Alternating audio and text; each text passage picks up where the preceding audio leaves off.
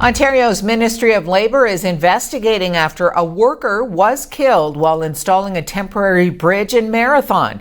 A spokesperson says the ministry was informed of the incident at about 3 o'clock yesterday afternoon.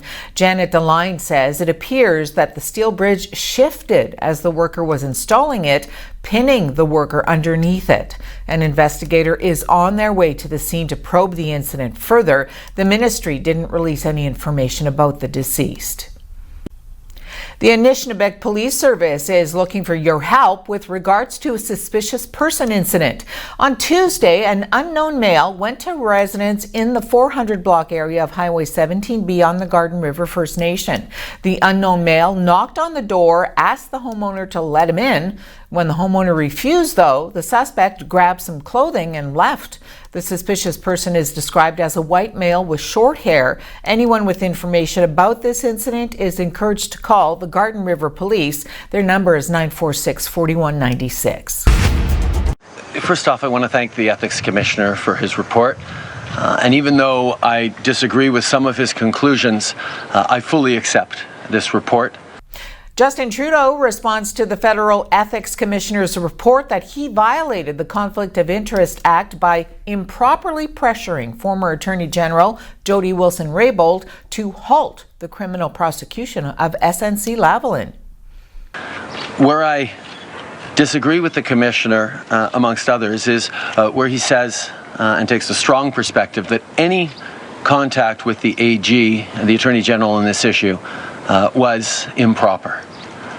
My job as a Prime Minister is to stand up for Canadians and defend their interests.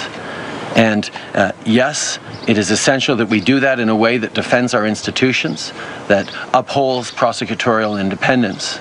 But we need to be able to talk about the impacts on Canadians right across the country of decisions being made. But I accept the report that the Commissioner put forward. Around 4:30 today, officers were serving a narcotics warrant in a house in the 3600 block of North 15th Street. They had already entered the premises and got towards the rear, the kitchen area, when gunfire erupted. Authorities said that a gunman who opened fire on police yesterday as they were serving a drug warrant in Philadelphia, wounding 6 officers and triggering a standoff that extended into the night, is now in police custody. But they really shooting at the cops! No! There are 6 police officers who were struck by gunfire. They shooting at the cops! 3715, the city officer, shots fired, shots fired. Car stand by. 50 officer, police priority, shots fired. 3700 North 15, the 50 officer, police by radio, shots fired. Crazy 10180, shots still ringing off. Give me SWAT ASAP. Long gun ASAP.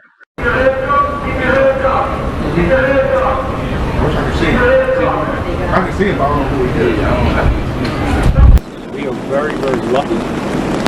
6 police officers shot in one incident. It is remarkable that I believe a couple of them have been released already. And so it is nothing short of astounding that in such a confined space that we didn't have more tragedy than we did.